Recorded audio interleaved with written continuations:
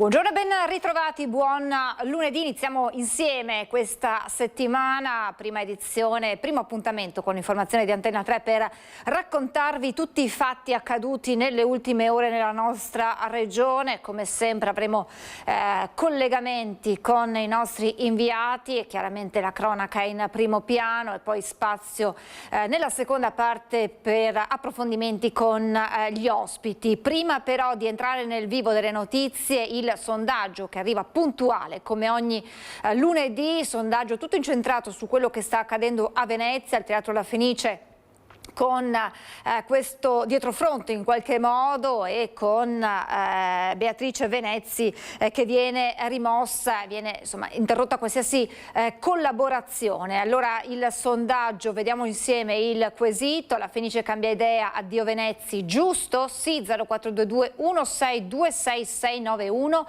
no 0422 1626 690, la chiamata è gratuita, l'esito questa sera nel corso di Ring. E allora veniamo alla cronaca con quanto accaduto in questo fine settimana a Treviso in occasione dell'Aperishow. In scena l'ex dogana, ci sono state una serie di rapine, vittime giovanissimi e addirittura spunta dello spray al peperoncino. Tutto questo con il nostro Christian Arboit insieme a Nicoletta Rizzetto. Buongiorno Christian.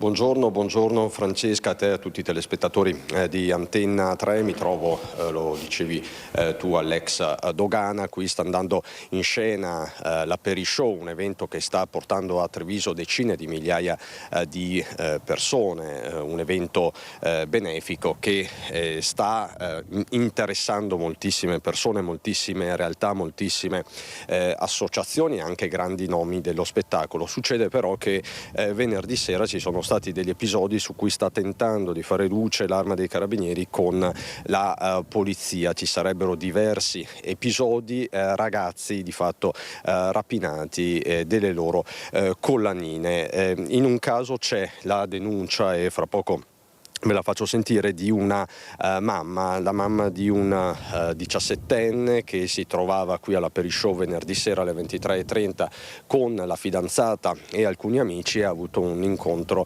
ravvicinato. Un soggetto che non è riuscito a vedere in volto gli ha strappato di dosso la collanina. Si procede per furto con destrezza. Questa l'ipotesi di reato che appunto seguita dall'Arma dei Carabinieri, ma ci sarebbero per l'appunto altri episodi. Con Nicoletta oggi faremo tutti gli approfondimenti del caso. Per intanto Francesca, ti faccio sentire proprio la testimonianza di questa mamma. È stata una serata complicata, il ragazzo è sotto shock perché non si aspettava una cosa del genere, poi c'è stato questo spray al peperoncino che anche qui appunto si deve capire da dove sia partito, perché chiaramente ci sono anche dei controlli abbastanza serrati all'ingresso. Però intanto ti faccio sentire la mamma di questo 17enne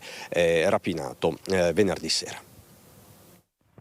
Mio figlio verso le 23:30 mi ha chiamato disperato, dispiaciuto, che gli avevano rubato la collana d'oro appesa al collo.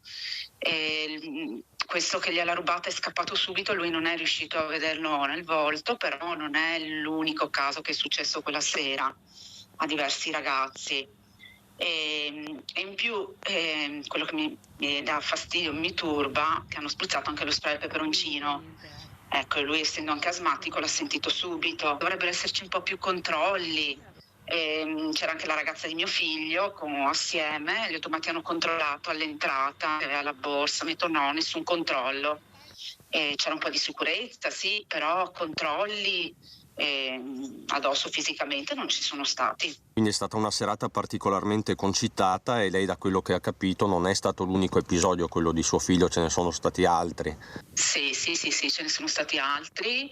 Un altro ragazzo che è stato rubato era anche vicino a mio figlio, però sì, non sono riusciti a prendere questi ladri. E all'amico di suo figlio cosa è stato portato via? Sempre la collana in oro. Lui non ha riconosciuto il suo rapinatore, non lo ha visto in faccia? No, lui l'ha visto dietro scappare, mi ha detto mamma guarda gli ho corso dietro però non sono riuscito a prenderlo, era abbastanza nervoso, arrabbiato.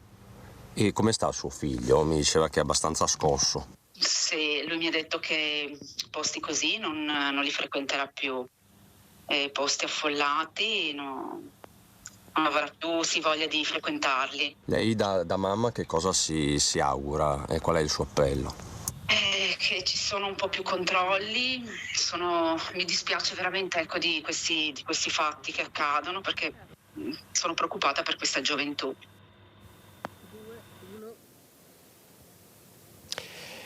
La denuncia quindi da parte di questa madre è stata depositata nelle scorse ore presso l'Arma dei Carabinieri, ma lo hai sentito Francesca, ci sono altri episodi sui quali sta facendo luce la Polizia di Stato, quindi è tutto in evoluzione, si deve capire anche da dove sia sbucato lo spray al peperoncino, calcola poi, lo vedi anche dalle immagini di Nicoletta Rizzetto, parliamo di un'area, questa dell'ex dogana, sterminata. È un'area di 100.000 metri quadri, ci spiegava prima una persona che qui lavora, quindi non è facile controllare tutto, quindi chiaramente non sarà facile nemmeno magari risalire ai responsabili, resta poi da capire se potranno essere utilizzate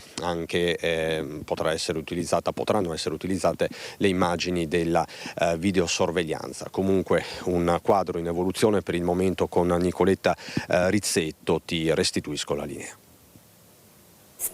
Grazie a Cristiano Arboite, grazie naturalmente anche a Nicoletta Rizzetto, poi questa sera torneremo sulla notizia con altre voci e testimonianze. Restiamo in qualche modo in tema di aggressioni di giovanissimi aggrediti, ma ci spostiamo ad Arzignano nel Vicentino, dove sabato sera un sedicenne è stato accoltellato in piazza dopo una rissa tra giovanissimi. Dietro l'agguato l'ipotesi di una spedizione punitiva. Sulla vicenda indagano i carabinieri, ma allora ci colleghiamo subito con Marta Zatta insieme ad Andrea Benetti. Buongiorno Marta. Sì, buongiorno ai nostri telespettatori. Esatto, ancora violenza giovanile, anche se Arzignano in realtà è nuova a questi episodi. Parlando prima anche con i residenti, è la prima volta insomma che succede un fatto del genere, però lamentano una paura generale, non si sentono più al sicuro nel loro paese, nella loro città. Il fatto è avvenuto sabato sera alle 21 proprio in via Campomarzio, dove ci troviamo in questo momento. Due minorenni sono appunto stati aggrediti da coetanei, tutti minorenni. Un sedicenne di origine magrebina è stato accoltellato ed è stato appunto soccorso dal 118. Ferito anche l'amico che era con lui, un 17enne del Bangladesh. Lui invece è stato raggiunto all'addome da un cacciavite. I carabinieri sono sulle tracce degli aggressori, che sembrerebbero essere sempre due giovani di origine albanese. Fortunatamente le due vittime sono riuscite a scappare, sono riuscite a rifugiarsi in un locale in Viale Kennedy, a pochi passi da dove ci troviamo ora. Ma vediamo la ricostruzione di quella serata nel servizio di Ivano Tolettini. Una spedizione punitiva, preparata per vendicare uno sgarro. È questa l'ipotesi su cui lavorano i carabinieri dopo il violento episodio avvenuto sabato sera nel centro di Arzignano. Nel mirino un ragazzo di 16 anni di origine magrebina, colpito al torace con una o più coltellate.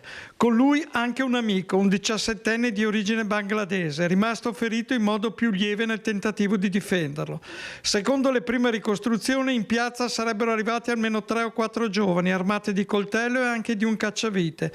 Un agguato scattato dopo un precedente litigio, forse per motivi banali, ma degenerato in violenza.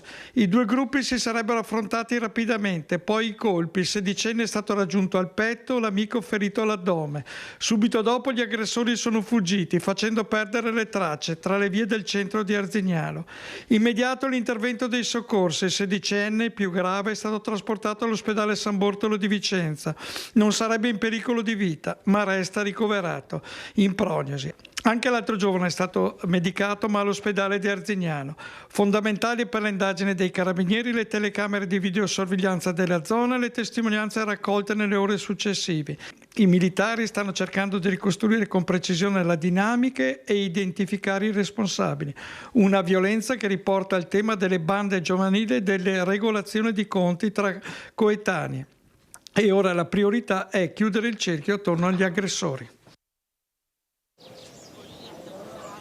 Ecco appunto violenza giovanile, ne parlavamo prima, ma in realtà ne parliamo ormai nella cronaca di tutti i giorni. La violenza tra i giovani sembra essere appunto l'unica risposta a una gestione di emozioni negative, almeno questa è l'analisi che ha fornito lo psicologo Lino Cavedon, che ha aggiunto anche che nelle armi c'è un'illusoria forma di potere. Ma ascoltiamo le sue parole, poi la linea può tornare allo studio. La cronaca nera mostra sempre più spesso le gesta orribili di adolescenti a mano armata, zuffe tra bande, risse da movida. Ecco, c'è in giro troppa violenza. Per futili motivi, così li definisce il codice penale, feriscono o uccidono, cioè tirano una coltellata o sparano per punire un avversario. A posteriori si dichiarano assassini inconsapevoli, piangono, chiedono perdono perché passano dal delirio di un gesto impulsivo ma arrogante alla cruda consapevolezza di avere provocato ferite o addirittura una morte. È possibile che questa incoscienza, l'incapacità cioè di vedere prima le conseguenze di una propria azione, stia diventando una sorta di normalità per alcuni adolescenti? Evidentemente non hanno appreso e interiorizzato l'empatia, l'alterità, il valore della vita. È evidente che per questi ragazzi l'autostima non è stata il frutto di altri percorsi di sviluppo della personalità. Si deve pertanto prendere atto che la violenza sembra essere sempre più spesso l'unica risposta nella gestione di emozioni negative o di conflitti. Questi adolescenti vedono nelle armi una illusoria forma di potere, anche se potere stupido, potere criminale, potere che poi si affloscia nel momento in cui devono prendere atto del danno irreparabile che hanno provocato. Il coltello, simbolo fallico per eccellenza, si trasforma così in indicatore di uno stato psicologico immaturo e malsano che colpisce fasce sempre più giovani della popolazione, a conferma che non hanno appreso strategie sane per risolvere incomprensioni o conflitti, a conferma che la vita per alcuni di loro sta perdendo il senso più profondo. Ecco, credo che il coltello, il ricorso al coltello sia proprio la sconfitta del pensiero etico. Ci spostiamo nel Padovano con la cronaca. Non sono ancora stati fissati i funerali di Marco Cossi, il 48enne di Selvazzano Dentro, ucciso a coltellate una settimana fa dal socio in affari in carcere da giovedì. Inquirenti ancora al lavoro, molti i dubbi da chiarire nella ricostruzione del delitto. 20 coltellate sul corpo di Marco Cossi, inferte con violenza in modo brutale da una lama sottile che ha raggiunto torace, cuore, polmoni, fianchi, addome, volto e collo. È morto così il 48enne di Tencarola di Selvazzano Dentro, secondo la ricostruzione del medico legale che ha eseguito l'autopsia. Un quadro che aggiunge domande, le domande che restano aperte su cosa sia accaduto in via Isonzo a Padova nella notte tra domenica e lunedì, quando, al termine di un violento litigio, Samuele Donadello, il 47enne in carcere con l'accusa di omicidio volontario, avrebbe iniziato a colpirlo. Nessuna traccia per ora dell'arma del delitto e molti dubbi anche sulla ricostruzione fatta da Donadello, conosciuto da tutti come Masterchef, che in un interrogatorio fiume durato 10 ore in questura aveva detto che all'origine del delitto ci sarebbe stata una discussione legata alla volontà della vittima di vendere droga nel food truck che stavano per aprire. Una ricostruzione che non convincerebbe del del tutto e contrasta con il ritratto di Marco Cossi, che si divideva tra il lavoro, la cura dell'anziana mamma e il sogno di aprire un food truck. A Selvazzano Dentro intanto si attende la data dei funerali, che dovrebbero svolgersi nella chiesa dedicata a San Bartolomeo a Tencarola. La giunta sta valutando se indire per quel giorno il lutto cittadino. Sono gravi ma stabili le condizioni della bimba di 18 mesi ricoverata all'ospedale di Padova, travolta sabato pomeriggio a Loria dal trattorino Tosaerba guidato dal papà. Il mezzo è stato posto sotto sequestro. Non giudicate questi due giovani genitori, dice il sindaco, mentre la comunità si è stretta in preghiera. È una cosa...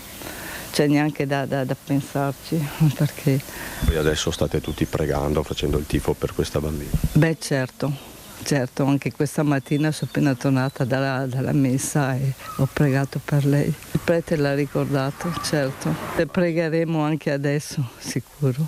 È una comunità sconvolta quella di Loria, che prega e si interroga su un incidente tanto terribile quanto assurdo, quello che ha ridotto in fin di vita una bimba di appena 18 mesi, mentre la piccola nella notte è stata sottoposta a un delicato intervento chirurgico all'ospedale di Padova, dove resta ricoverata in condizioni gravissime in terapia intensiva pediatrica. Il trattorino guidato dal padre che l'ha travolta è stato posto sotto sequestro. C'è un telo di nylon a coprirlo, tutto intorno un silenzio fatto di shock e attesa. Di fatto un dramma familiare sul quale sono chiamati a fare piena luce i carabinieri, che già hanno sentito informalmente i genitori, 31 anni il papà, 29 la mamma. Entrambi si trovavano in giardino. Con loro pare ci fossero nelle vicinanze anche altri parenti. Seppure nessuno risulti formalmente indagato, sotto la lente c'è già, e non potrebbe essere diversamente, la catena delle singole responsabilità. Si indaga con tutto il tatto e le cautele del caso per lesioni colpose. Sembra che la donna stesse giocando con la figlioletta quando il mezzo in retromarcia l'ha investita. È stato tutto un attimo, la frase detta a chi ha avuto modo di parlarle. Chi gli sta attorno dice che stanno attraversando momenti ovviamente drammatici, ovviamente hanno speranza che si risolva tutto per il meglio. Ovviamente si sentono un po' responsabili, però non saprei come dare nessuna colpa, perché sono fatalità tragiche che, per quanto tu possa stare attento a tutto, se sei sfortunato succedono, ma è proprio per questo che dobbiamo stare loro vicini ed infondergli il coraggio. L'abbraccio è collettivo, così come è diretto il messaggio a chi sta giudicando questi due giovani genitori con troppa facilità, soprattutto sui social. L'appello ai leoni da tastiera non solo è quello di non giudicare.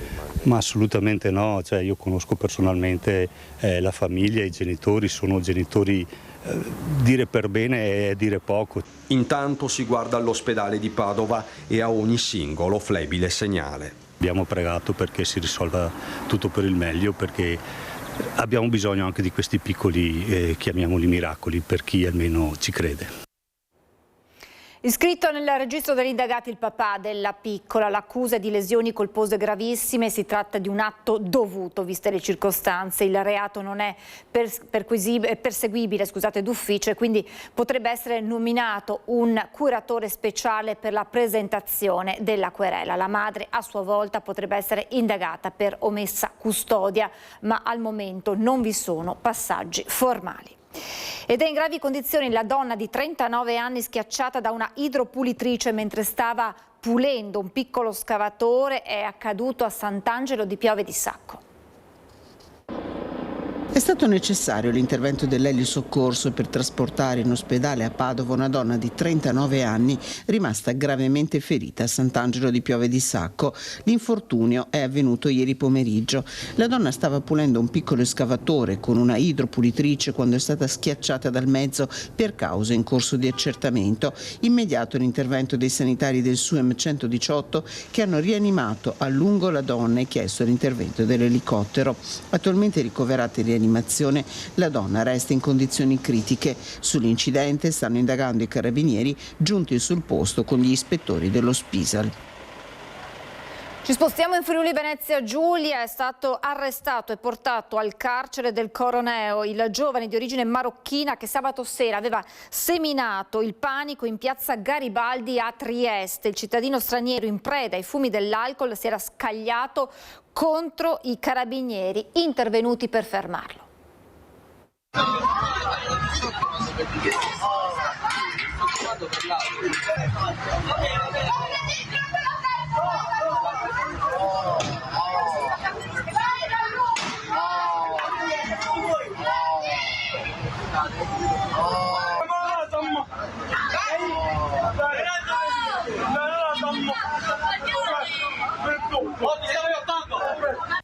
Le urla e le minacce ai passanti, costretti a fuggire, l'assedio del bar pericolosamente scagliati in strada con il serio rischio di colpire una macchina o uno scooter in transito, poi la violenza incontrollata contro un'automobile, pugna alla portiera e calcia lo specchietto retrovisore fino a spaccarlo.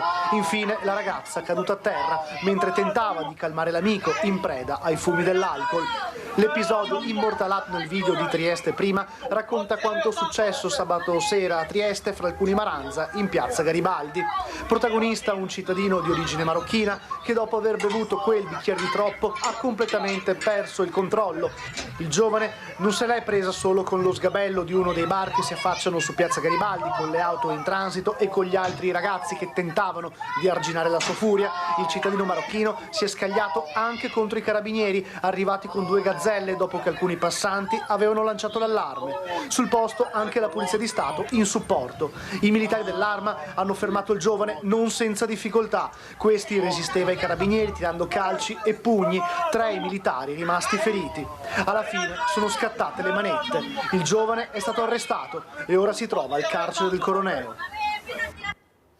Sbarca anche a Bassano l'indagine per spionaggio che sta scuotendo il paese, perquisizioni in Viale Venezia. Allora andiamo proprio a Bassano da Ferdinando Garavello insieme a Renzo Rigone per ulteriori dettagli. Buongiorno Ferdinando.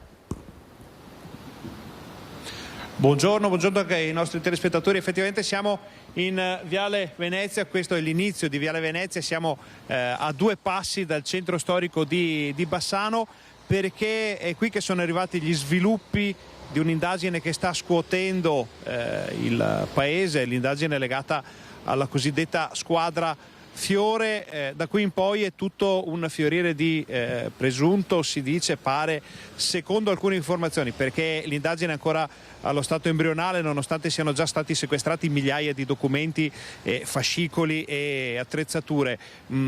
Che cosa succede? Succede che pare che ci sia stato un gruppo formato da ex dipendenti dei servizi segreti ed ex delle forze dell'ordine che avrebbero dato vita a un'attività di spionaggio e dossieraggio. Naturalmente le indagini dei ROS sono ancora in corso, sono appena iniziate e naturalmente è partito tutto dalla Procura di Roma, ma c'è stato uno sviluppo di grande importanza proprio qui a Bassano, perché nei giorni scorsi sono arrivati i carabinieri qui in Viale Venezia per una perquisizione nella casa di un imprenditore.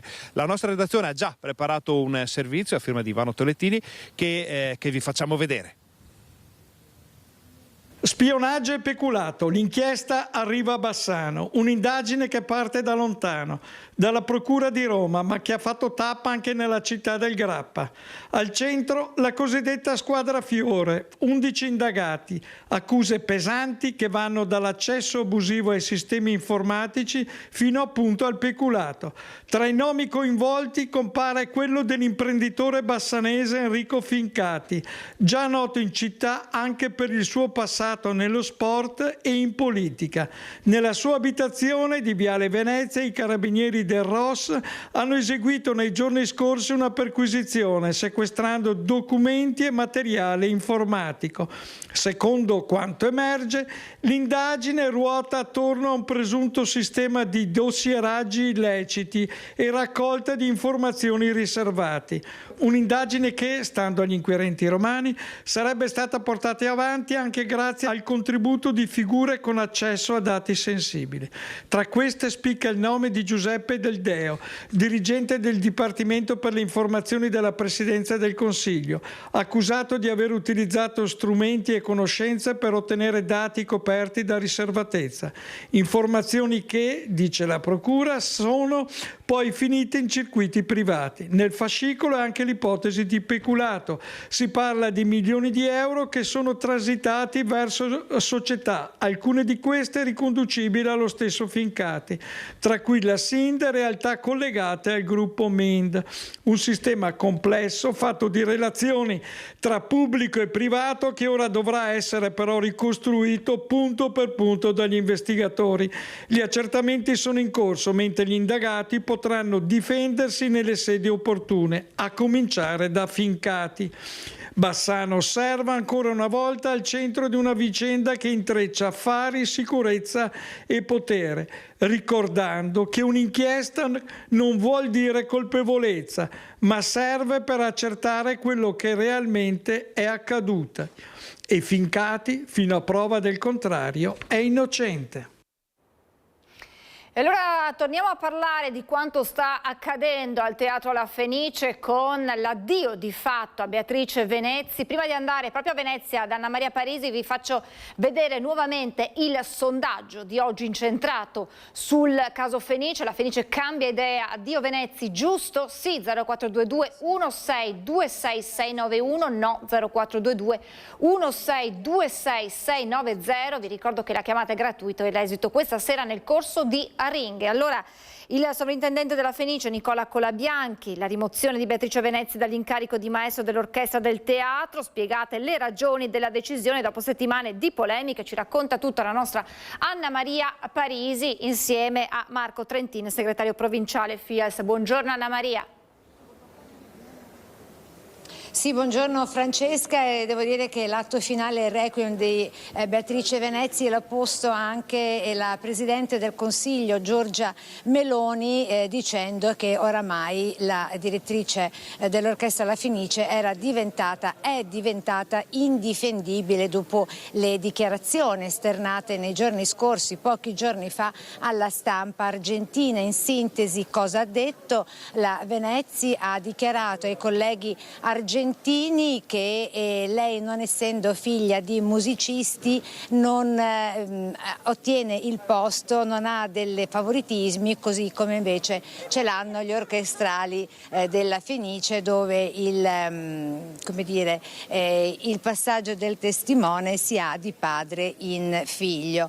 Dichiarazioni inaccettabili e offensive anche nei confronti e soprattutto delle stesse istituzioni, così il sovrintendente del Teatro La Fenice Nicola Colabianchi, che abbiamo intervistato in un'intervista molto sintetica, vista la sua laconicità, giusto pochi minuti fa. Dunque, dopo 7 mesi di proteste con spillette, partecipazione del pubblico e anche querele interne, adesso tira un sospiro di sollievo Marco Trentin?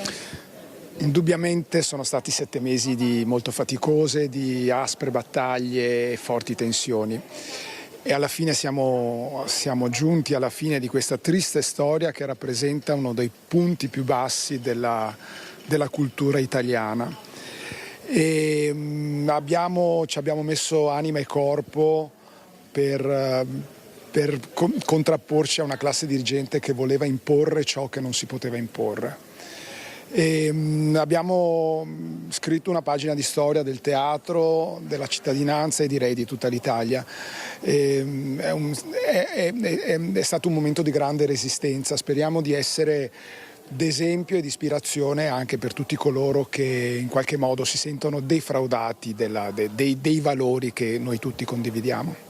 Ecco, poco fa il sovrintendente Colabianchi, alle domande poste da noi cronisti sul fatto che se ci fosse un nuovo nome dopo quello della Venezzi e se naturalmente verrà concertato alla luce di quanto accaduto finora con l'orchestra, ha detto per il momento stiamo fermi. Vero è che voi dell'orchestra e del coro della Fenice avete chiesto anche la sospensione dello stesso sovrintendente?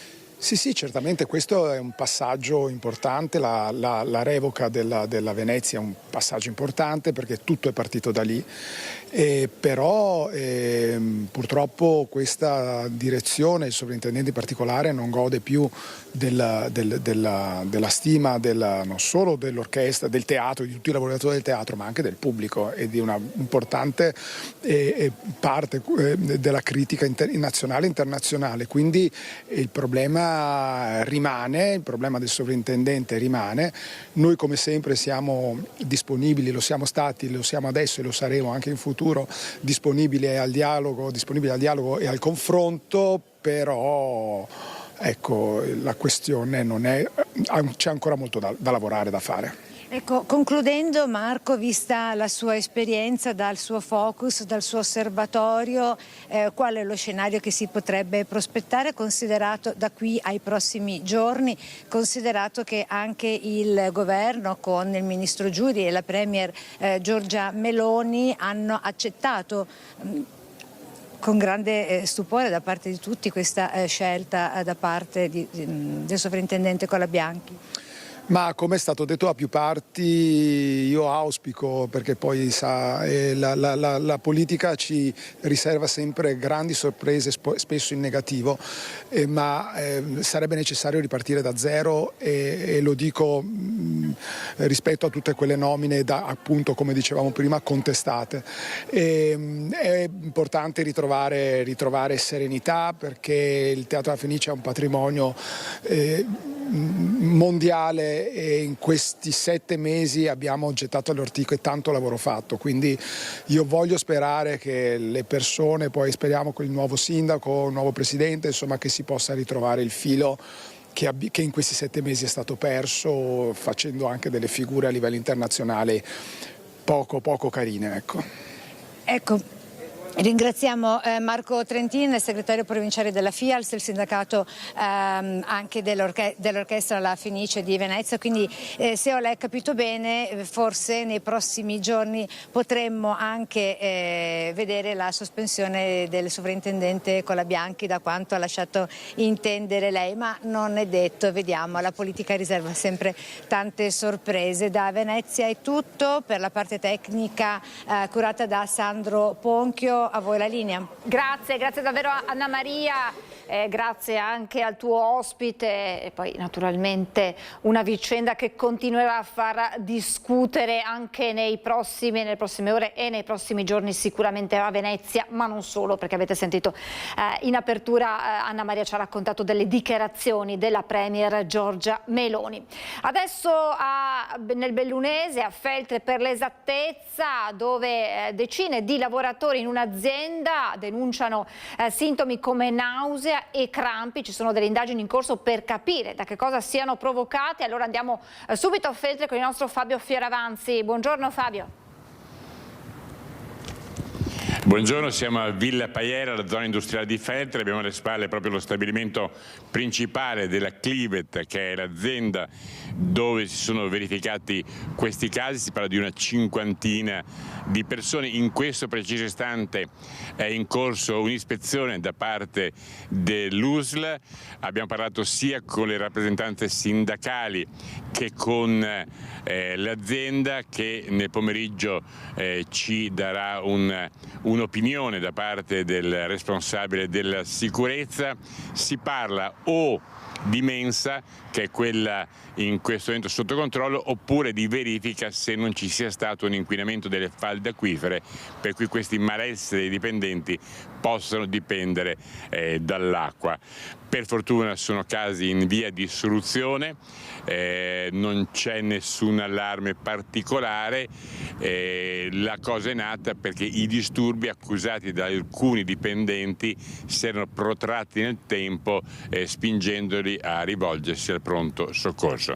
Ma come detto adesso la situazione è in via di risoluzione, sono in corso i doverosi esami per accertare la fonte di quanto accaduto. Si parla come possibile agente l'Escherichia. Questo è tutto, questa sera vi daremo un quadro più completo dell'accaduto. A Fabio Fioravanzi con Stefano Bozzi, quindi ulteriori aggiornamenti questa sera. Noi adesso ci fermiamo, abbiamo qualche istante di pubblicità, tra poco. Rieccoci in diretta, sempre con la cronaca di primo piano, con un fine settimana di arresti per la polizia di Padova. 2 ricercati da anni sono stati portati in carcere. Gli agenti della questura di Padova hanno arrestato un cittadino nigeriano di 51 anni, latitante dal 2019 e ricercato in tutta Europa con un mandato di arresto europeo emesso dalle autorità tedesche.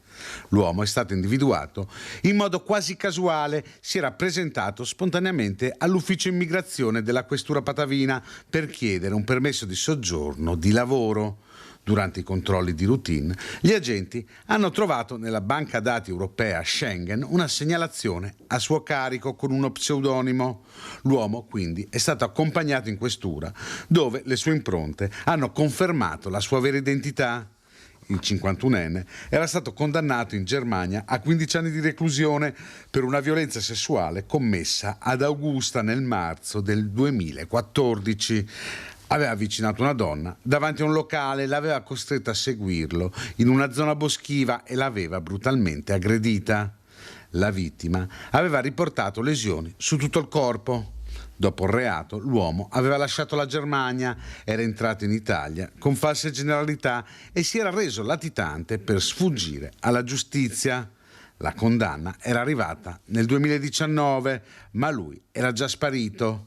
Ora si trova al carcere Due Palazzi di Padova. Il 24 aprile scorso, inoltre, gli agenti della squadra mobile della questura di Padova hanno arrestato in zona Stanga un cittadino cinese di 46 anni, irregolare sul territorio, ricercato da anni. L'uomo deve scontare una pena di circa 9 anni e 10 mesi, stabilita nel 2020 dalla Procura di Bologna per 3 violente rapine in abitazione commesse nel 2012 tra l'Emilia-Romagna e il Veneto. Dopo aver truffato la madre, cercano di farlo anche con la figlia. Alla fine il raggiro costa alle vittime circa 30.000 euro in gioielli. Nuove frontiere per la truffa del finto carabiniere, sempre più insidiosa e convincente. Qui mia mamma ha messo tutto l'oro, quando io sono arrivata ho trovato tutte le confezioni dove lei li teneva aperte, vuote, e le faccio: mamma, ma cosa stai facendo? E lei mi ha detto: gliel'ho dato tutto quanto, ma ti hanno già liberata, hanno già cambiato tutto quanto. È questa la domanda che Antonella D'Incasi sente rivolgere dalla madre 84enne una volta rientrata a casa in via dei Fanti a Ponzano dopo un giro in bicicletta durato poco più di un'ora e mezza, un lasso di tempo che consente ai truffatori di colpire in modo chirurgico nel mirino proprio l'anziana. Aveva ricevuto una chiamata verso mezzogiorno sul telefono fisso, il quale gli dicevano che io avevo fatto un incidente, che avevo investito una ragazzetta di nome Daniela e che ero al comando dei carabinieri. Sta ragazzetta qui era messa male e che dovevo dargli dei 12.700 euro per liberarmi dalla caserma di carabinieri. Né più né meno di un riscatto per quella che è l'ormai arcinota truffa del finto carabiniere, con le sue 1000 declinazioni. In questo caso i truffatori conoscono il nome della figlia, Antonella appunto, sanno che in quel momento si trova fuori casa, l'84enne cerca di ribattere. E mia mamma gli dice che lei non ha soldi in casa, che non ha niente, che chiamava mia sorella o il mio fidanzato, e loro gli dicono: no, la sua figlia Monica e il fidanzato sono già in ospedale, perché la ragazzetta non è presa bene. E però l'Antonella mi ha detto che in casa avete dell'oro, e mi fa un orologio di suo papà di valore, e le ho detto che sì, che me lo dia, che poi noi questo qui lo cambiamo in soldi. Alla fine l'anziana si convince, prende dalla cassaforte i gioielli di famiglia, li posiziona sulla credenza dell'ingresso in attesa di un sedicente incaricato che arriverà di lì a poco. Si tratta di un giovane silenzioso che compila con la donna una sorta di ricevuta, poi se ne va. A terra nel parcheggio perde addirittura un anello. È qui che rientra a casa Antonella, ma è a questo punto che succede l'incredibile. I truffatori richiamano e fingono un altro scenario, sempre spacciandosi per carabinieri. Dicono che la refurtiva è stata ritrovata in un fosso lungo via Montello a Spresiano, che serve andare a riconoscerla subito. Via Montello è una strada lunga che da Spresiano va ad Arcade.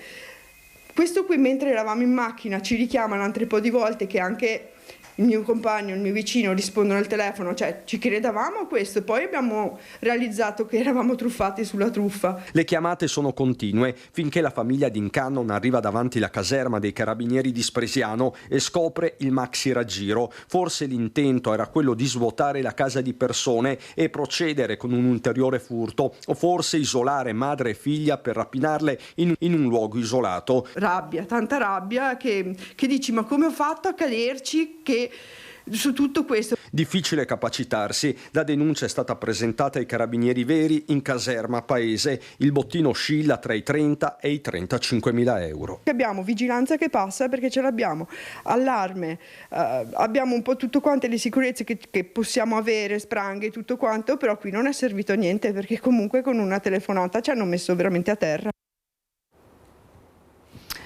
Il caso Una Bomber torna sotto i riflettori. L'ingegnere Elvo Zornitta, che sceglie di rinunciare alla prescrizione di fronte alla GIP di Trieste per ottenere una sentenza che dichiari ufficialmente la sua totale estraneità ai fatti.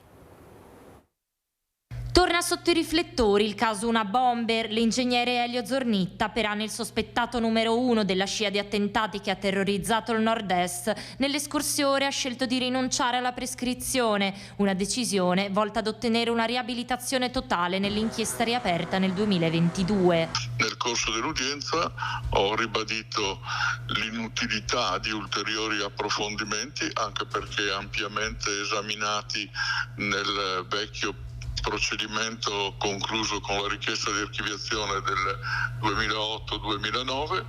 Ho spiegato le ragioni per le quali ritengo che la richiesta della parte opponente sia palesemente infondata, e ho naturalmente fatto presente che l'ingegnere Zornitta ha dichiarato di non volersi giovare della prescrizione, volendo ottenere a tutti gli effetti un proscioglimento pieno. Nonostante il giudice per le indagini preliminari di Trieste abbia preso in esame l'opposizione all'archiviazione delle vittime, l'ultimo supplemento di indagine sul DNA ha scagionato ancora una volta l'ingegnere. Penso che la richiesta formulata dalla parte opponente sia totalmente infondata e determinata da una non precisa conoscenza di tutti gli elementi probatori che sono stati acquisiti nel corso della lunga istruttoria di una ventina anni fa, perché ripercorrono iniziative giudiziali che sono già state ampiamente sviluppate con esito totalmente tranquillizzante per l'ingegnere Zornitta. Dopo una superperizia da 10.000 pagine senza prove, la procura chiede l'archiviazione. Ora la decisione finale spetta al giudice Flavia Mangiante. Giornata di mobilitazione per la Coldiretti, che da stamattina è in protesta al Brennero. Migliaia di agricoltori in partenza anche dal Veneto, e sentiamo le ragioni della manifestazione.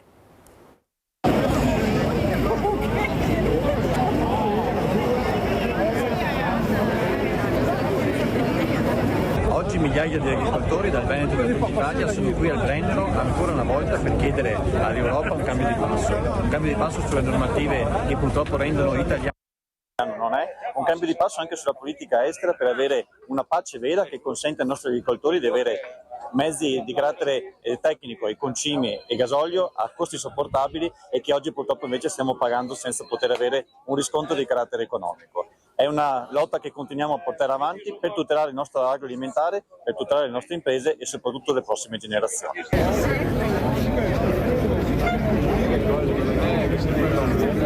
Siamo qui, ritorniamo qui, a distanza di 2 anni, torniamo dal Brennero, che è la nostra battaglia, la battaglia di Coldiretti. Siamo qui con una folta delegazione padovana, siamo qui in oltre 11.000 soci di Coldiretti che stanno arrivando qui oggi al Brennero per portare la nostra voce su un tema che ci sta a cuore, quello dell'etichettatura, l'abolizione del codice doganale, cercare di modificare questa normativa che prevede ancora oggi che migliaia di prodotti alimentari che entrano qui in Italia, col principio della minima lavorazione, diventano prodotti made in Italy. Per cui siamo qui per far sentire la nostra voce, far sentire le istituzioni e soprattutto rimbalzare e rilanciare quella nostra proposta che è già stata accolta anche da parecchi comuni della provincia di Padova sulla nostra mozione, che è appunto l'approvazione della delibera sull'abolizione del codice doganale. Vogliamo dare un impulso forte a questa mozione, vogliamo sentire la nostra voce, ma non siamo qui solo per questo, siamo qui anche per protestare contro l'aumento del caro energetico che sta condizionando fortemente anche le nostre attività.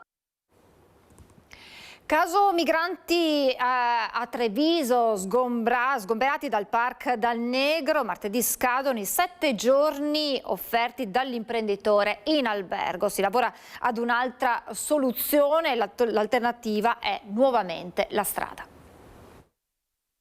Se sistema va bene, se no torniamo nuovo lì. Il parcheggio?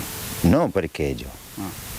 Impanti della prefettura. Il tempo ormai è quasi scaduto per Ali e per gli altri e il loro immediato futuro resta nel limbo. Martedì, l'ultimo giorno per poter usufruire del vitto e alloggio nell'hotel che l'imprenditore ha donato loro per strapparli dalle notti all'aperto, quei giacigli vicino al municipio di Treviso che hanno fatto scattare proteste e dibattito, ma anche un odio social che ha amareggiato lo stesso imprenditore, tanto da far sfumare la eventualità di una proroga dell'offerta. Dunque, gli 11 migranti, nel frattempo diventati 8, tra di loro non hanno accettato poi la soluzione in hotel, sembrano destinati a tornare in strada, a meno che da qui a martedì non vengano trovate altre soluzioni. In queste ore sono costanti i contatti tra gli appartenenti a Partecipare il Presente, il forum che vede collaborare insieme mondo del volontariato, categorie economiche e diocesi e che nei giorni scorsi ha ufficializzato una lettera formale di impegno per creare un tavolo che possa favorire ogni forma di integrazione per un miglioramento delle condizioni di vita dei migranti. Un appello nei confronti del quale Casugana non è rimasta insensibile. Ore cruciali dunque per evitare di nuovo la strada, ciò che spera anche Ali, pakistano, arrivato in Italia nel 2016, in questi giorni assieme agli altri ha lavorato agli orti sociali gestiti dall'associazione Veneti Schiacciati dalla Crisi, accolti da Mirella Tuzzato, che martedì scorso si era fatta tramite dell'imprenditore benefattore e che per 4 di loro ha trovato un lavoro. La storia di Ali è quella di un giovane papà da 10 anni in balia di documenti che non ci sono e di occupazioni sempre in bilico. Prima ho lavorato, primi 2 anni come campi, poi ho lavorato in discoteca e poi un po' di fabbriche. Ultimo lavoro che ho lasciato, mi ha licenziato titolare, che ho da muratore, che lavoravo da quasi 3 anni con lui. Perché adesso non ne ho possibilità, che non ne ho permesso. Per quel motivo sono venuto in strada. Per qualche tempo è riuscito a trovare dove vivere in affitto dividendolo con alcuni connazionali, ma senza un permesso di soggiorno è impossibile anche soltanto questo. Troppo difficile, passati 10 anni, ho figlio cittadino italiano, fatto giungimento 2023, fino adesso aspettavo ogni domani, dopodomani, un mese, un anno, per loro non cambia niente se io vado in strada. Una strada dove vivere e passare le notti non è soltanto difficile. È rischioso, non è una vita, come sei sottoterra già, perché quando chiudi gli occhi passano gli ubriachi, tutto quanto. Non è sicuro dormire fuori e non è sicuro che una persona vuole vivere così. Siamo venuti per migliorare, ormai siamo già rovinati. Come 10 anni ho perso, non ne ho casa, non ne ho documenti ancora. E adesso andiamo a Padova perché la Guardia di Finanza ha scoperto e sequestrato una banca clandestina gestita da un'associazione a delinquere cinese. I particolari con Chiara Gaiani insieme a Cristina Roque Allende. Buongiorno Chiara e buongiorno al tuo ospite. Francesca, buongiorno ai telespettatori di Antenna 3. La conferenza stampa nella sede della provinciale della Guardia di Finanza è appena finita. Ringraziamo il generale Michele Bosco, comandante della Guardia Provinciale della Guardia di Finanza, del Comando Provinciale della Guardia di Finanza di Venezia, per essere con noi. Come sentite, quindi un'operazione che già per quanto riguarda il Veneto interessa più province, Padova ma anche Treviso e anche Venezia. Scoperta una banca clandestina, una banca a fianco ad una bisca clandestina, peraltro 17 ordini di custodia, misure di custodia cautelare sono state eseguite, ci sono 7 persone in carcere. Ecco, era una banca che lavorava proprio come una vera e propria banca, un fenomeno già conosciuto, ma quella scoperta a Padova, che è una delle città, ha detto il procuratore Raccanelli poco fa, purtroppo più coinvolte da questo tipo di fenomeno, lavorava ed era in grado di gestire una quantità davvero enorme di contanti, ma non solo. Sì, avevano una capacità di riciclare denaro che arrivava di provenienza illecita e erano strutturati, molto ben organizzati, assimilabili a una banca, noi la chiamiamo banca occulta, e capaci quindi di andare a trattare enormi somme di denaro contante, farle circolare poi non solo nell'ambito delle province che lei ha citato, Padova, Treviso, Venezia, ma su tutto il nord Italia, e soprattutto capaci poi di farle uscire dal territorio nazionale con un sistema di come diciamo banca occulta anche straniera, che si basa sulla fiducia, dove l'interscambio del denaro contante avviene su altri paesi del nord Europa ma anche nel mondo asiatico, per poi farli rientrare nel territorio nazionale ben lavati, strutturati, e essere quindi riutilizzati in un sistema ciclico che quindi comportava per loro una continua e costante possibilità di offrire servizi finanziari anche estremamente tecnologici. Tenga conto che loro utilizzavano da un lato sì il sistema del contante, ma dall'altro facevano rientrare il denaro attraverso le più ormai strutturate monete elettroniche e le criptovalute. Ecco, 17 abbiamo detto le misure eseguite, 7 in carcere, una struttura davvero ben organizzata. C'erano anche 2 donne cinesi ai vertici di questa struttura. Sì, molto ben organizzata, perché ognuno aveva un compito preciso. C'era colui che era addetto all'apertura di criptovalute e di sistemi finanziari tecnologici, un altro addetto, come lei ha citato, anche di sesso femminile, alla gestione del contante, parliamo di masse importantissime di denaro contante, un altro era addetto ad esempio solo all'apertura di partite IVA e alla gestione poi dei prestanome che dovevano accompagnarlo per aprire le partite IVA.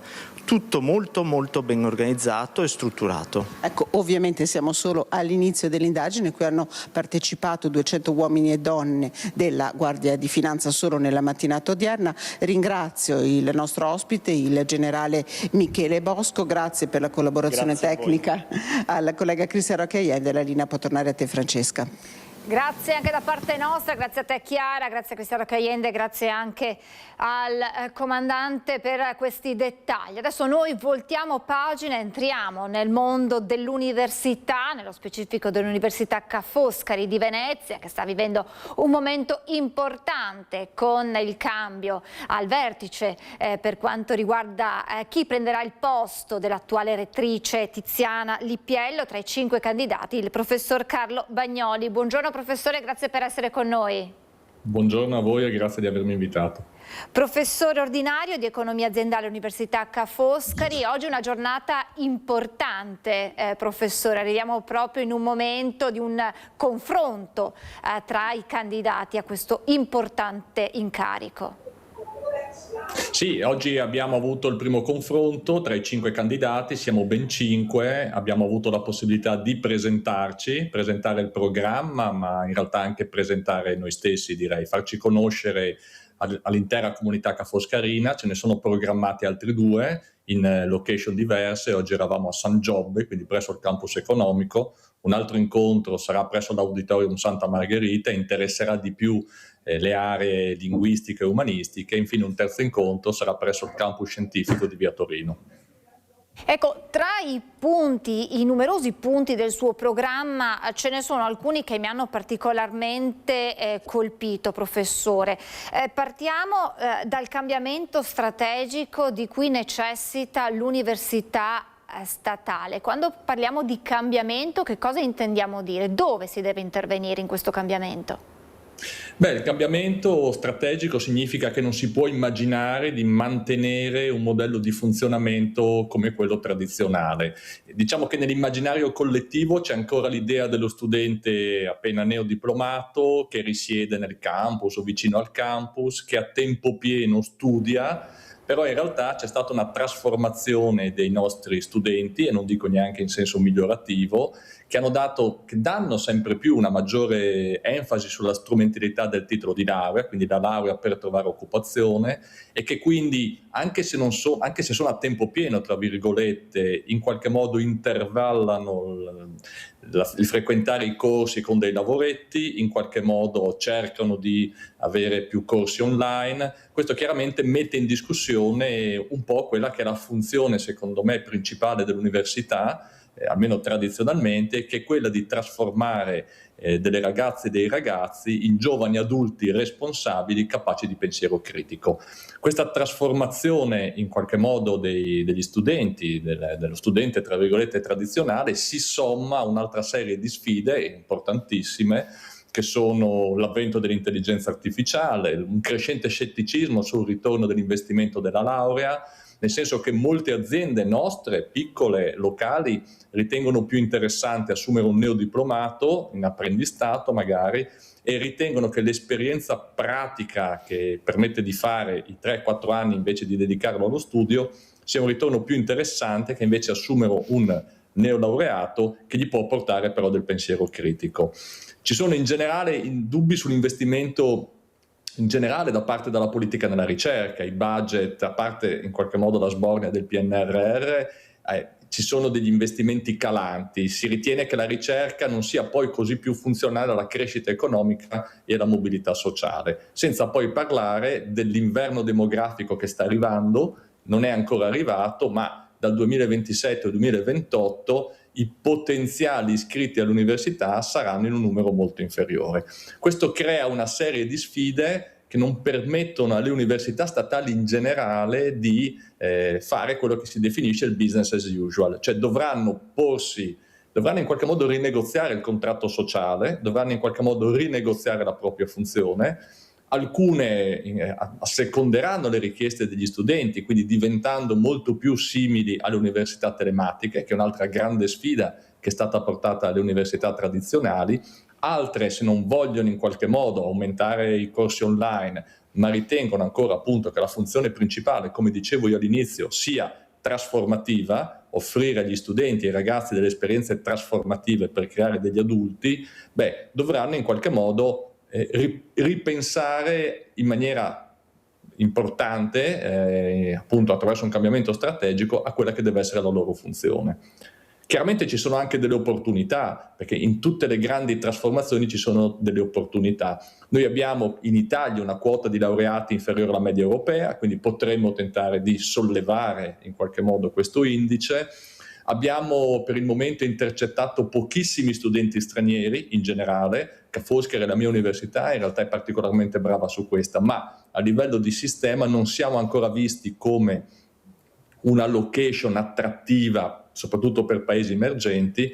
E poi dicevo che l'avvento delle AI è in qualche modo una minaccia importante, perché porta a ridefinire il modo di fare ricerca, porta a ridefinire il modo di valutare in qualche modo gli studenti, però genera anche dei bisogni di reskilling e di upskilling, quindi quello che si chiama life, diciamo una formazione permanente che le università possono tentare di soddisfare come bisogno, aggiungendo in qualche modo questa componente di proposta a quella più tradizionale. Generalmente io nella mia campagna elettorale che sto sviluppando parlo di utopie e distopie, cioè voglio ragionare su un'utopia, non voglio darmi per vinto, sono estremamente ottimista, soprattutto in generale parlo per l'università, però si ragiona sulla distopia. Qual è la distopia secondo me? La distopia non è tanto l'avvento delle università telematiche, che sono già una realtà, sono 13 in Italia, ma la distopia che noi dobbiamo combattere come sistema universitario è il fatto che le grandi corporation, le big tech americane, quindi parlo di OpenAI, parlo di Microsoft o le altre Anthropic molto famose, in qualche modo intercettino i neodiplomati più talentuosi, gli offrano corsi fondamentalmente alternativi al percorso universitario, plasmandoli a un pensiero unico che sarà chiaramente favorevole a queste organizzazioni. La visita di Peter Thiel, il capo di Palantir a Roma, che è venuto a parlare qualche settimana fa del problema dell'anticristo e come la tecnologia può in qualche modo evitare la discesa dell'anticristo, in realtà l'aspetto molto interessante è che ha creato quella che lui chiama una meritocracy university, all'interno del quale paga una somma anche importante, credo vada oltre i $5.000 al mese per avere gli studenti più talentuosi. Se entriamo in questa spirale, ci sarà l'annullamento totale del pensiero critico e poche grandi corporation saranno in grado di dominare il mondo avendo acquisito i migliori talenti. Ecco, questo è uno scenario distopico, ma non è così lontano da quello che si potrebbe verificare in pochi anni. In questo senso il sistema universitario mondo, ma in particolare il sistema universitario italiano, deve provare a reagire, e non è una reazione di migliorare quello che sta facendo. Dovrà in qualche modo il sistema universitario immaginarsi modalità di funzionamento e proposte di valore differenti. Professore, perché questa trasformazione è un impegno morale che deve assumersi il mondo universitario? È un imperativo morale, ho usato questa in qualche modo definizione kantiana, perché bisogna risvegliare le coscienze, nel senso che noi abbiamo dei nostri compiti in qualche modo statutari, fare della ricerca, fare della buona ricerca, fare della buona didattica, lavorare in terza missione, occuparci di mansioni organizzative. Però questo non basta, bisogna in qualche modo prendere in mano, essere proattivi, prendere in mano le nostre università per riuscire a fare questo cambio strategico. Bisogna in qualche modo riuscire a... Una cosa molto importante sarà quella di ricondurre la molteplicità dei diversi membri dell'organizzazione, dei diversi professori, delle diverse aree disciplinari a unità. Questo è il grande problema che credo che noi abbiamo in questo momento a livello mondo.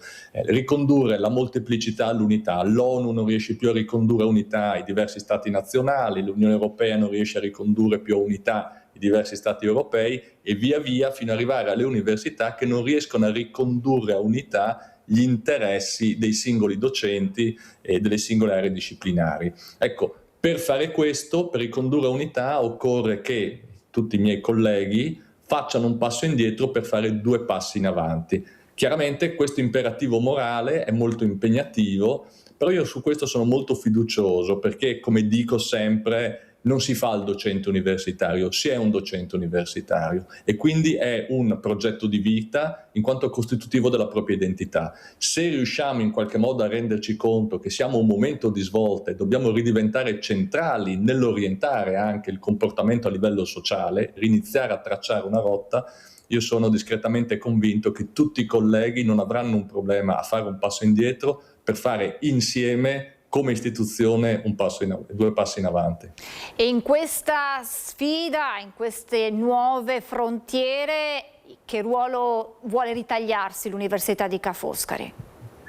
In realtà Ca' Foscari, la missione e il ruolo di Ca' Foscari è in qualche modo iscritto nella sua storia. Siamo stati la prima istituzione in Italia, la seconda in Europa, a occuparci dell'istruzione superiore nel campo dell'economia, integrando lingue e culture occidentali con quelle orientali. Abbiamo in qualche modo formato, quando siamo nati nel 1868, una nuova classe dirigente capace di sostenere il commercio globale con la diplomazia internazionale e viceversa. Ecco, questa missione io ritengo che è ritornata a essere profondamente attuale, a causa dell'ascesa di capi di governo populisti che hanno demolito l'ordine mondiale, che dal secondo dopoguerra in poi avevano garantito all'Europa la possibilità di perseguire in sicurezza il commercio globale come fondamento della prosperità. Ecco, questa ascesa in qualche modo fa ritornare assolutamente attuale questa missione. Proviamo a pensare all'apertura di nuove rotte commerciali da parte della Cina, la rotta polare, la via della seta, l'imposizione di dazi e sanzioni da parte degli Stati Uniti, il controllo delle catene del valore globale da parte sia della Cina che degli Stati Uniti, oltre che della Russia, le terre rare, il gas naturale,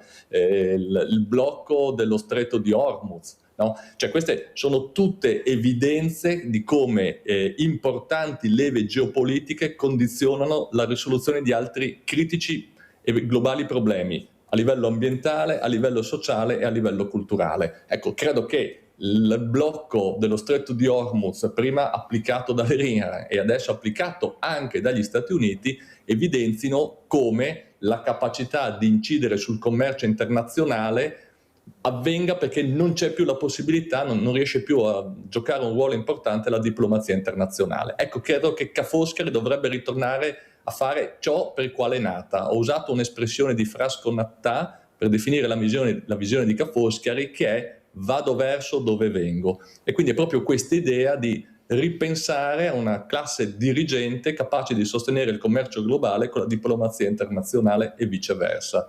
Venezia in particolare è una capitale culturale, questo è riconosciuto a livello morale, non è una capitale economica, non è una capitale finanziaria e quindi può ambire a diventare una capitale culturale, dove in qualche modo le diverse culture, i diversi paesi trovino un territorio neutro su cui ritornare a dialogare senza far uso della forza. Ecco, credo che questa sia l'ambizione di Venezia e credo che l'università della città, la sua università Ca' Foscari, possa essere una leva e un asset fondamentale. L'Università Ca' Foscari e Venezia hanno sempre vissuto in simbiosi e quindi l'idea che anche in questo caso giochino una partita insieme, anche stante le prossime elezioni del sindaco, costituisca un'opportunità importante per rilanciare l'Università Ca' Foscari Venezia e nel contempo fermare il declino che attanaglia ormai da troppi anni questa meravigliosa città dove in questo momento io mi trovo.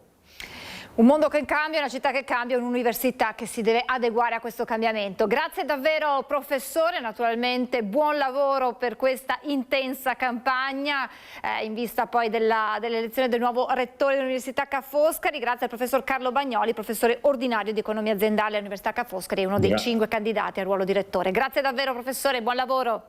Grazie a voi. Grazie davvero e questo insomma era un po' il mondo dell'università che si apre alle nuove frontiere, alle nuove sfide. Noi adesso cambiamo argomento, inizia il conto alla rovescia che porterà gli alpini a Genova per l'adunata nazionale. Quale luogo migliore del ponte di Bassano, del ponte degli Alpini, per dare il via a questo conto alla rovescia. Allora torniamo a collegarci con il nostro Ferdinando Garavello che nel frattempo insomma si è spostato per raccontarci di questa adunata ormai alle porte. Buongiorno nuovamente Ferdinando. Buongiorno di nuovo anche ai nostri telespettatori. Con le immagini di Tommaso Migotto vi facciamo vedere quello che è l'ingresso della sezione ANA Montegrappa, una delle sezioni più importanti d'Italia, non solo per i numeri ma proprio per la memoria, per la storia che porta con sé, porta il nome del Montegrappa di cui conosciamo la storia, ma siamo sul ponte degli Alpini, qualcuno lo chiama Ponte Vecchio, qualcuno lo chiama Ponte del Palladio, ma il risultato non cambia, è un monumento nazionale amato da tantissime persone. Quale posto migliore, come dicevi tu, per lanciare l'adunata nazionale degli Alpini, programma dall'8 al 10 di maggio a Genova. Qualcuno partirà già nel fine settimana, qualcuno partirà invece in modo più organizzato all'inizio, alla metà della settimana prossima. Poi la partenza degli Alpini va sempre raccontata perché è sempre una festa, inizia una grande festa che ci condurrà fino allo sfilamento di domenica 10. Nel frattempo sono arrivate anche notizie ufficiali da parte dell'Associazione Nazionale Alpini sulle condizioni di salute di Sebastiano Favero, il presidente, abbiamo detto era stato ricoverato per un malore, è stato dimesso, passerà qualche giorno a casa, naturalmente dovrà riprendersi. Nessuno ha ancora detto niente riguardo alla sua partecipazione all'adunata di Genova, ma insomma conoscendo la tempra di Favero, sapendo quanto importante è per gli Alpini e per il presidente degli Alpini l'evento come quello della settimana prossima, insomma appare quasi certo che lui lui ci sarà, con modi e tempi che ovviamente verranno comunicati man mano, però insomma gli alpini si sono avvicinati a questo evento con qualche tensione interna dovuta, e noi lo abbiamo raccontato, alla consegna del cappello con la penna anche a chi ha operato nell'organizzazione, nella gestione di Milano Cortina qualche mese fa. Tensioni, baruffe, problemi interni, ma poi quando è il momento di avvicinarsi a un evento come quello di una Donata Nazionale sparisce tutto, va tutto in archivio. Un evento che racconteremo come sempre anche sul posto, e approfittiamo di questo luogo bellissimo che porta il nome degli alpini per lanciare il servizio e poi cedervi la linea. Scatta il conto alla rovescia per la Donata Nazionale degli Alpini, in programma dall'8 al 10 maggio a Genova. Sezioni e gruppi stanno organizzando gli ultimi preparativi e c'è chi partirà già nel fine settimana per trascorrere qualche giorno in più in Liguria e approfittare della Donata per scoprire le bellezze delle terre di Ponente. Gli altri, quelli che arriveranno in Liguria con le corriere e i furgoni carichi di padelle e brande, partiranno invece alla metà della settimana prossima e comunque in tempo utile per l'apertura del programma di venerdì 8. Gran finale come sempre domenica a partire dalle prime luci dell'alba, con la festa che si trasforma in ammassamento prima e isfilamento poi. Un appuntamento che casca a fagiolo, come si suol dire, per stemperare nella convivialità e nell'emozione le polemiche e le tensioni degli ultimi giorni, che di certo si scioglieranno come neve al sole di fronte al fiume di penne nere che invaderà Genova. Come sempre noi ci saremo con le nostre dirette, le nostre edizioni straordinarie e il racconto di un evento sempre uguale a se stesso e sempre nuovo. E noi ci fermiamo per un'altra pausa pubblicitaria, restate con noi tra pochissimo. Rieccoci in diretta per parlare delle nuove frontiere in sanità, nel caso specifico nella terapia, nelle procedure per rimuovere la cataratta. Lo facciamo insieme alla dottoressa Grazia Pertile, direttrice dell'oculistica dell'IRCCS di Negrar. Buongiorno dottoressa, grazie per essere con noi. Buongiorno, grazie dell'invito. Intanto dottoressa, possiamo spiegare per chi non conoscesse, si parla tanto di cataratta, però magari non si sa nello specifico che cosa si intende quando parliamo di questo. Sì, effettivamente la cataratta è una patologia legata all'invecchiamento e quindi riguarda un po' tutte le persone che arrivano a una certa età. Per essere più precisi, faccio una parentesi, abbiamo anche le cataratte congenite, quindi anche i bambini e i giovani possono essere affetti da cataratta, ma è molto frequente nelle persone, diciamo, dopo i 50-60 anni. Si tratta della opacizzazione del cristallino. Il cristallino è la lente naturale all'interno del nostro occhio e con l'età accumula e cambia, diciamo, la sua condizione proteica, si indurisce e trasmette meno bene la luce, e questo può essere sostituito, questa parte dell'occhio, con un cristallino artificiale, e questo ci permette in molti casi di avere un buon recupero della visione. Ecco, come si interviene solitamente, mi perdoni, come si interviene solitamente proprio per sistemare il problema, lo semplifico, e poi entriamo nello specifico proprio di questo nuovo sistema che per la prima volta in Italia è proprio all'IRCCS di Negrar. Sì.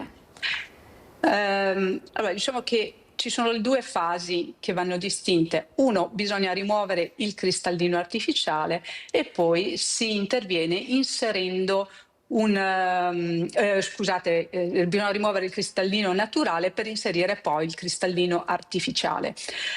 Quindi ci sono novità in entrambi i settori.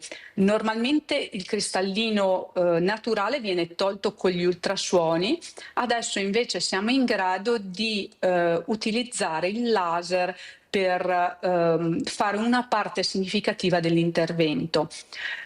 Cosa ha di nuovo questo laser rispetto ai precedenti? Diverse cose in realtà. Intanto permette di valutare esattamente dov'è l'asse visivo, e questa è la novità più importante, quindi permette una precisione poi nella sostituzione del cristallino che si avvicina molto all'utilizzo che ne facciamo del cristallino naturale, alla posizione del cristallino naturale.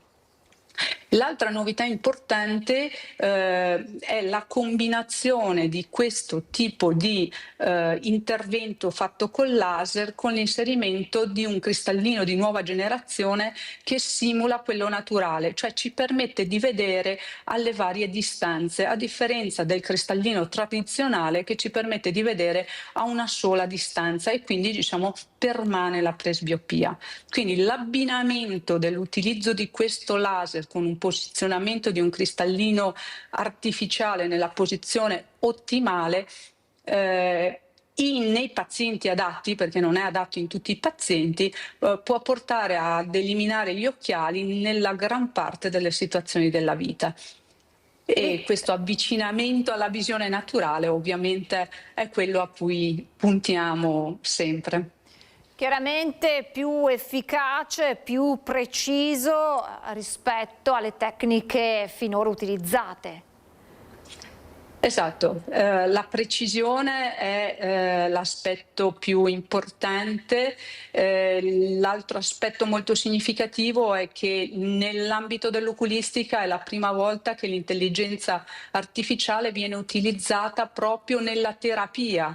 Già è utilizzata nella diagnosi, ma in questo caso qua ci sono delle 6 telecamere interne che riprendono la situazione naturale del cristallino, e l'erogazione del laser viene proprio graduata in base alla situazione naturale del cristallino e specifica per quel paziente, e le aperture, i tagli vengono fatti esattamente nelle posizioni in cui dovrebbe essere posizionato il cristallino artificiale. Questa combinazione di precisione estrema, insieme ovviamente all'abilità del chirurgo e alle nuove tecnologie anche per quanto riguarda i cristallini artificiali, permette veramente di raggiungere dei risultati ottimali. Ottimali ovviamente non vuole ancora dire che riusciamo a sostituire perfettamente un cristallino naturale, ma ci stiamo avvicinando molto. Anche i tempi di esecuzione dell'intervento sono in qualche modo ridotti? Ma i tempi di esecuzione dell'intervento sono comunque brevi e vanno dai 10 ai 15 minuti, per cui diciamo che i tempi rimangono più o meno uguali, però cambia la precisione del laser, e quindi diciamo il tempo rimane più o meno invariato, ma abbiamo un intervento veramente calcolato al decimo di millimetro, non al millimetro. Qual è il paziente? Perché per noi il millimetro è già una misura molto grande. Certo. Qual è il paziente tipo per questa tipologia? Chiedo scusa il gioco di parole, o chiaramente ogni caso viene poi valutato dallo specialista? Allora, deve essere sicuramente valutato dalla specialista, e non solo, abbiamo bisogno anche di esami specifici per riuscire a valutare se il paziente è un candidato per questo tipo di intervento. Diciamo che in generale il candidato ideale è un paziente in età da presbiopia, quindi che comincia ad aver bisogno in ogni caso degli occhiali da vicino e comincia ad avere almeno un po' di cataratta, e quindi è l'occasione ideale per togliere cataratta e risolvere anche la presbiopia con la massima precisione. Questo tipo di intervento non è adatto in pazienti che hanno particolari patologie retiniche, per esempio, quindi deve essere comunque valutato dallo specialista. Assolutamente, però chiaramente insomma è una tecnica innovativa e che può insomma ridare, migliorare le condizioni di vita del paziente affetto da cataratta rispetto alle precedenti tecniche utilizzate. Dottoressa, grazie davvero, lo ricordiamo, questa tecnica utilizzata all'IRCCS di Negrar, primo ospedale in Italia a dotarsi di questa tecnologia che sta davvero trasformando la chirurgia oculistica.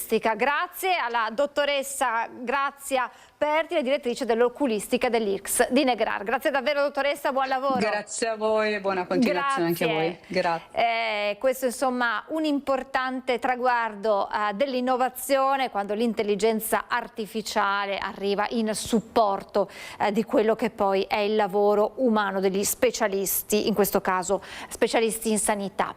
Cambiamo completamente argomento. Grande successo per la 26esima edizione della Padova Marathon. Il vincitore arriva dall'Uganda, podio veneto per la mezza maratona.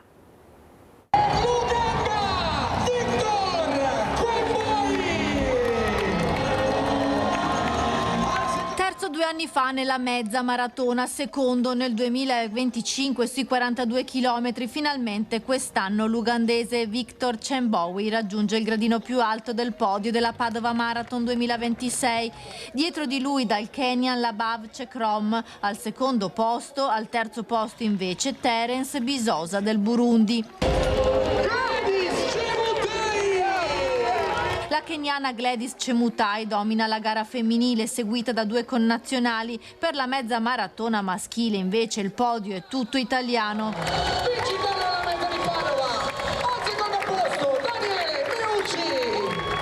Ahmed Houda al primo posto e Daniel Meucci, atleti della squadra dell'esercito, mentre al terzo posto il veneto Daniele Ferronato di Trevisa Atletica. Sia lui che Houda sono allenati da Ruggero Pertile. Padova è una città che mi ha aspettato, mi ha accolto e sto coltivando i miei sogni qua, grazie sotto la guida di Ruggero Pertile. E sono molto contento di aver lasciato un'impronta e poi ci tenevo tantissimo a far bene perché sono strade che conosco e quindi è veramente un'emozione. 6.000 gli atleti che hanno preso parte a questa edizione della Padova Marathon, arrivati da 70 paesi del mondo. Abbiamo atleti di casa, abbiamo atleti internazionali, ci tengo a sottolineare che abbiamo accolto 70 paesi diversi, abbiamo distribuito pettorali per i 5 continenti, addirittura abbiamo avuto atleti che ci hanno raggiunto dall'Australia. Io personalmente ho dato un pettorale a un ragazzo del Kazakistan, quindi Padova sempre più internazionale. A premiare il vincitore è stato il presidente del Veneto Alberto Stefani. E oltre alla maratona a Padova, la grande festa delle stracittadine a cui hanno partecipato più di 40.000 persone.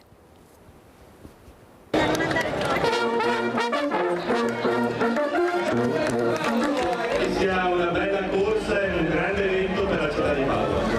Allora, diamo la bandiera tricolore al presidente che darà il via alla 10 crono. 5, 4, 3, 2, 1, si va con la 10 crono! È stato il presidente del Veneto Alberto Stefani a dare il via alla gara competitiva della 10 crono. Sotto un bel sole all'insegna della festa, migliaia di padovani si sono riversati in Prato di Lavalle per partecipare alle stracittadine. Sarà una bella giornata, ma soprattutto sarà un grande evento di sport per Padova e tutto il Veneto. Numeri da record per questa 26esima edizione, oltre 40.000 i partecipanti alle stracittadine, a cui si aggiungono i 1.600 della crono e i 6.000 delle prove agonistiche. Tante le istituzioni presenti che hanno indossato la maglia da runner per affrontare i percorsi da 1, 5 e 10 chilometri. Stupenda, guardate, io sono emozionato per queste cose, fa venire pelle d'oca, bellissima la città, sole, gente che sta assieme. E oggi è una festa con tutte le famiglie. Prima ero a Leuganeo a dare il via alla partenza della maratona, bellissimo, veramente bello, e adesso ci divertiamo. Ho sempre partecipato da podista, da persona che comunque ama la città di Padova, e poi questa è una grande festa. Brave ragazze! Siete pronti per partire? Sì! 5, 4, 3, 2, 1, si va! Forza! Attenzione, partono i bambini di Asindustria. 1 minuto minuto di rumore contro la violenza di genere prima della partenza. Lungo il percorso la voce di tante onlus inserite nel charity program dell'evento. È una casa famiglia che accoglie mamme e bambini in difficoltà, ci sono 4 settori, ognuno al proprio e abbiamo un mucchio di educatori. L'associazione Piccolo Principe della Fondazione Ometto ha regalato alla scuola dell'infanzia Il Giardino di Noventa Padovana un defibrillatore proprio per dare la possibilità a tutte le scuole di essere cardioprotette. Zia e nipote. Sì. Vai più veloce tu. Sì. Si corre con la zia, con i nonni, grandi e piccoli, tutti assieme. Si cammina percorrendo le strade più belle della città. Ci si gode la domenica di sport e si taglia il traguardo sorridendo, perché alla fine l'importante è partecipare. Del chilometro. Aspettiamo ancora qualcuno? E siamo in chiusura, vi ricordo l'appuntamento questa sera con Ring che parte alle 20:45, quindi segnatevelo alle 20:45, nuovo appuntamento con Ring, ospiti l'onorevole Alessandra Moretti del Partito Democratico, Said Caibi di Alleanza Verdi Sinistra, Nicola Talmi della CGIL, Francesco Rucco di Fratelli d'Italia e l'onorevole Dimitri Cuin della Lega, con loro il collega del Corriere del Veneto Marco Bonet. Appuntamento dunque a Ring questa sera a partire dalle 20:45. Ringrazio Simone Merlo e Marco Gagliazzo in regia, vi lascio alla sigla a seguire le previsioni del tempo e poi la nostra programmazione continuerà e alle 15:50 il film Una botta di vita. Grazie ancora per averci seguito, buon proseguimento di giornata.